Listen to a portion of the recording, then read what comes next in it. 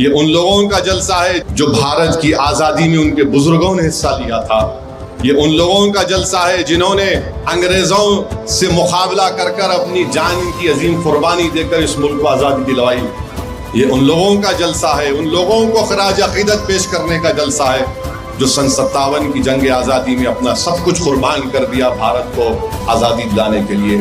حکومت بھی چاہتی ہے اور حکومت کے کارندے بھی چاہتے ہیں کہ اس بورڈ کی قوت ٹوٹ جائے اور آپ کے دلوں سے اس کے اعتماد کو ختم کر دیا جائے. افسوس ہے کہ ہمارے بہت سے مسلمان نوجوان اپنی نادانی میں سوشل میڈیا کے ذریعے مسلم پرسنل لا بورڈ کو بے وزن کرنے کی کوشش کر رہے ہیں. وقف بائی یوزر کیا ہے؟ اگر یہ قانون پاس ہو جاتا ہے، وقف بورڈ کے اندر سے وقف بائی یوزر کو ختم کر دیا جاتا ہے، تو اس سے مسلمانوں کو کیا نقصان پہنچے گا؟ میں مختصر انداز میں آپ کو سمجھانے کی کوشش کر رہا ہوں. جان کر آپ حیران رہ جائیں گے.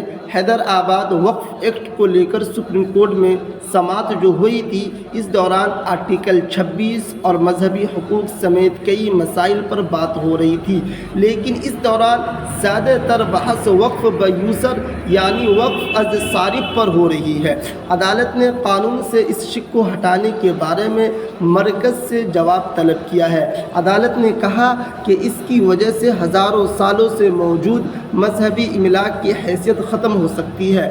آئیے جانتے ہیں وقف بائی یوزر یعنی وقف از صارف کیا ہے اور اس میں وقف کی کون سی بڑی جائیدادیں شامل ہے. وقف بائی یوزر کا مطلب، وقف سے صارف کا مطلب وہ جائیداد جس کی کوئی رسمی دستاویزات نہ ہو، یعنی کوئی کاغذات نہ ہو، لیکن پھر بھی یہ جائیداد، یہ زمین عرصہ سے، زمانہ سے مذہبی مقاصد کے لیے استعمال ہو رہی ہے. یہی وجہ ہے کہ ان زمینوں کو وقف کے تحت وقف جائیداد تصور کیا جاتا ہے. اس کا مطلب ہے کہ کوئی شخص جائیداد کو مذہبی مقاصد کے لیے استعمال کرتا ہے، لیکن اس کی ملکیتی حقوق حکومت کو منتقل نہیں کرتا، یعنی کوئی کاغذات وغیرہ نہیں بناتا.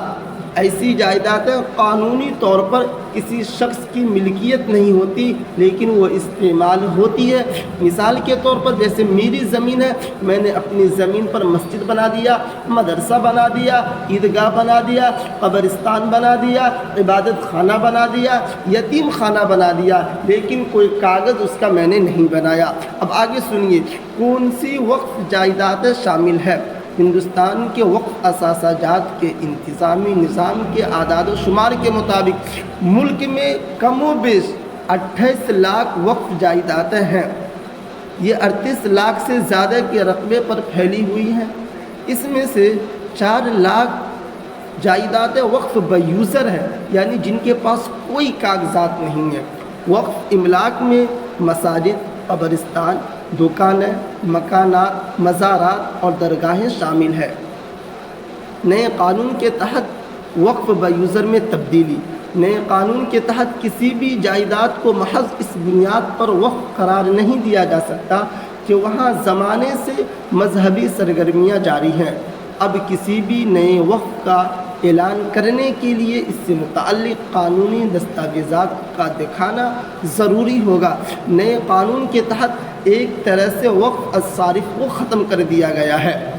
شاید کہ آپ میری بات سمجھ گئے ہوں گے. میں نے آپ کو مثال سے سمجھایا کہ میری زمین ہے، میں اس زمین کے اوپر جو چاہوں جس طریقے سے چاہوں کروں، لیکن میں کوئی کاغذ نہ کراؤں. اسی کو کہتے ہیں وقف بائی یوزر کے زمانے سے کسی زمین کے اوپر مسجد یا مدرسہ چلا آ رہا ہے، لیکن اس کے پاس کوئی کاغذ نہیں ہے، اور کم و بیش ہندوستان کے اندر ایسی زمین 5 لاکھ ایکڑ کے اندر موجود ہے. اب بتائیے اگر وقف بائی یوزر کو ختم کر دیا جائے گا تو یہ کتنے ایسے مدارس ہیں، مکاتب ہے، خانقاہ ہے، یتیم خانے ہیں، یہ سب ختم ہو جائیں گے. کیا مسلمان اس چیز کو برداشت کر سکتا ہے؟ جی ہرگز نہیں. اب آگے سنیے وقف علی الاولاد کیا ہے. یہ بھی آپ لوگوں کو سمجھنا چاہیے، ہم تمام مسلمانوں کو سمجھنا چاہیے کہ وقف کرنے کی کتنی صورتیں ہیں. تو ایک صورت تو یہ ہے کہ وقف کر دیا گیا لیکن کوئی کاغذات یا رجسٹرڈ وغیرہ نہیں کروایا. وقف علی الاولاد کیا ہے؟ وقف علی الاولاد صدیوں سے دولت کے تحفظ اور مذہبی کاموں کی حمایت میں اہم کردار ادا کر رہا ہے. وقف علی اولاد کا مطلب ہے خاندان کے لیے وقف یا اپنی اولاد کے لیے وقف۔ یہ بھی وقف کی ایک قسم ہے جس میں ایک مسلمان شخص اپنی جائیداد اپنے خاندان کے افراد، بچوں اور پوتے پوتیوں کے فائدے کے لیے عطیہ کرتا ہے۔ اس کا مقصد خاندان کی مالی حفاظت اور ذمہ داری کو یقینی بنانا ہے۔ مثال کے طور پر اگر کوئی زرعی زمین ہو تو خاندان کو اس سے کماتے رہنا چاہیے یا کرایہ وصول کرتے رہنا چاہیے۔ وقف بورڈ کی جائیداد سپریم کورٹ کا کیا فیصلہ ہے؟ واضح رہے کہ وقف ایکٹ سے متعلق درخواستوں پر سپریم کورٹ میں جمعرات کے دن سماعت ہوئی تھی۔ سپریم کورٹ نے مرکزی حکومت کو جواب دینے کے لیے 7 دن کا وقت دیا، لیکن ساتھ ہی عدالت نے کہا کہ وقف املاک میں کوئی تبدیلی نہیں کی جائے گی۔ وقف املاک شاید آپ سمجھ گئے ہوں گے، میری زمین ہے، میں نے اس زمین کو وقف کر دیا، لیکن میں نے وقف کرتے وقت یہ کہا یا کاغذ کے اندر میں نے یہ لکھا کہ اس کی نگرانی اور اس کا ذمہ دار خود میری اولاد ہوگی، چاہے اس کا فائدہ ہو چاہے اس کا نقصان ہو۔ اب آگے سنیے، وقف الصارف جائیدادوں کو ختم نہیں کرے گا، یعنی کہ سپریم کورٹ نے کہا ہے کہ وہ اگلی سماعت تک وقف الصارف یا اسی طریقے سے وقف علی الاولاد کو ختم نہیں کرے گا، یعنی وہ جائیدادیں جو وقف بورڈ کو صارف کے ذریعے موصول ہوئی ہیں، وقف بورڈ کے نام پر رجسٹرڈ ہیں، وقف بورڈ کے نام پر یہ زمین شامل ہے، ان کی غیر نوٹیفائی نہیں کی جائے گی۔ سماعت کے دوران سالیسیٹر جنرل نے کہا کہ مرکزی حکومت 7 دنوں کے اندر اپنا جواب داخل کرنا چاہیے۔ وہ عدالت کو یقین دلاتے ہیں کہ سیکشن 9 اور 14 کے تحت کونسل اور بورڈ میں کوئی تقرر نہیں کی جائے گی۔ اگلی سماعت تک نہ تو صارف کے ذریعے وقت میں کوئی تبدیلی کی جائے گی اور نہ ہی کلیکٹر کے ذریعے اس میں کوئی تبدیلی کی جائے گی۔ آخر حکومت نے شک کے ساتھ چھیڑ چھاڑ کیوں کی؟ سینئر وکیل کپل سبل نے کہا، بورڈ کے ذریعے وقف کی شرط ہے، اسے یوں سمجھے میری ایک جائیداد ہے اور میں چاہتا ہوں کہ وہاں یتیم خانہ بنایا جائے، پھر اس میں کیا حرج ہے؟ میرے پاس زمین ہے اور اس پر میں تعمیر کرنا چاہتا ہوں، تو حکومت مجھ سے رجسٹریشن کروانے کو کیوں کہے گی؟ اس پر CGI نے کہا کہ اگر آپ وقف کو رجسٹر کروا لیں تو ریکارڈ کو برقرار رکھنا آسان ہو جائے گا، لیکن اگر ہم نے نہیں کروایا تو کیا آپ ہم سے زمین چھین لیں گے؟ آپ تو یہ بھی قانون لا سکتے تھے کہ 6 مہینہ، سال بھر، 5 سال، 1 سال، اتنے مدت تک آپ ہمیں وقت دے کر یہ کہہ سکتے تھے کہ اتنے دنوں تک جو بھی زمینیں ہیں وقف کے لیے وہ رجسٹر کروا لیا جائے، ورنہ اس زمین کو سرکار ہڑپ لے گی۔ لیکن آپ نے ایسا نہیں کر کے ڈائریکٹ آپ نے قانون بنا دیا۔ یاد رکھیے گا مسلمانوں، وقف کی 3 صورتیں ہیں۔ نمبر 1، وقف وہ وقف ہے جیسے کہ میری زمین ہے، ہم نے وقف کر دیا، اس میں اب ہمارے خاندان والے یا گاؤں والے کوئی کچھ نہیں کہہ سکتا، اس کا کاغذات بھی مکمل ہے۔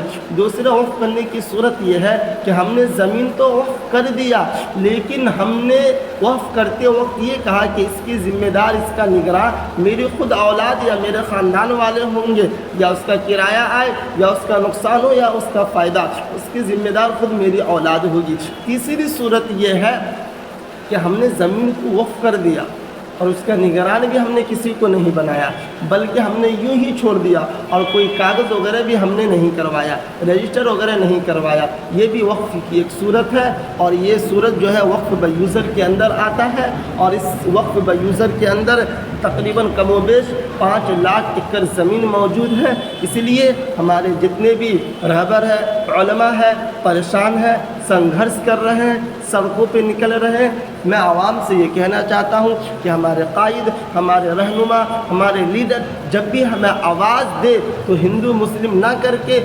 پرامن طریقے سے ان قائد اور ان رہنما کے کندھوں سے کندھا ملا کر چلنا ہے۔ اللہ سے دعا کیجئے کہ اللہ تبارک و تعالیٰ اس کالے قانون کو ختم کروا دے۔ ملتے ہیں اگلے ویڈیو میں، جب تک کے لیے آپ ہمیں اجازت دیجئے۔